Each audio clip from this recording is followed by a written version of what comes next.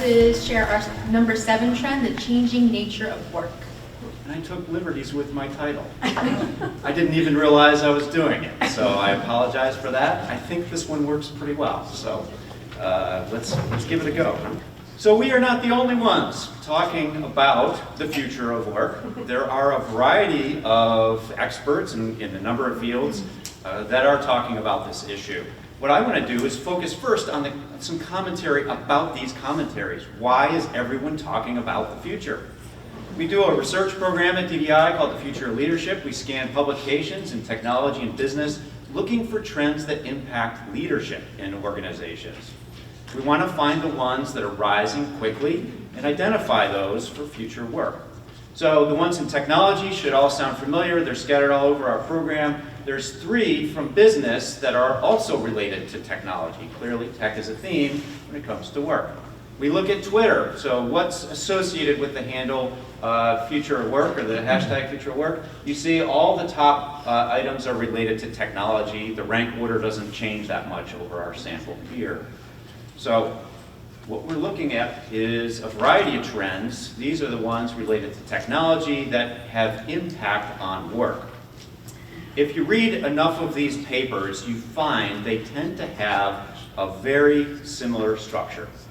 So like a sonnet, the pattern across these is common, and the conclusions are familiar too.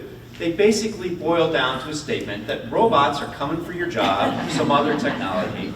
You are behind, and you better catch up, or you're going to fail.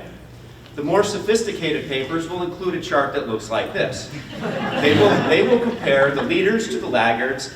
Bad things befall the laggards, the spoils go to the winners. Causal connections will be implied but not verified. So what's behind all this? Well, if you look at these charts, you'll see that it really doesn't matter what technology you're looking at. Technology adoption tends to rise quickly over time, and any variable you look at will tend to have a relationship. If it's technology and time, the pattern's going to look like this. This is why people are talking about the future so much, because it's coming at us pretty darn quick. So, these trends do have implications that we can make use of. They have implications for individuals, for teams, and for organizations. And this is a big opportunity for biopsychologists. However, if we approach this question using our traditional means, we may fall behind. Our comfort zone is to study work methodically using well-calibrated tools. The problem is the subject is moving so quickly. It's like we're trying to measure the length of a speeding train with a ruler. It may not be effective.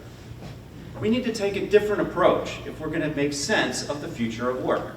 So let's pause for a moment and consider the real challenge. Sure, part of this is about anticipating how work will change. But let's forget about the technology for a moment. Doesn't the real opportunity lie in our ability to understand people? So let's pour a little data into this subject. So here's a survey we do every other year. We do a massive survey of leaders, HR executives, and the financials behind their companies. And we also compare those that are digitally sophisticated with those that might be behind. And we do see a pattern where those that are more digitally mature do tend to exceed the others on a variety of financial metrics. No causal connection implied quite yet.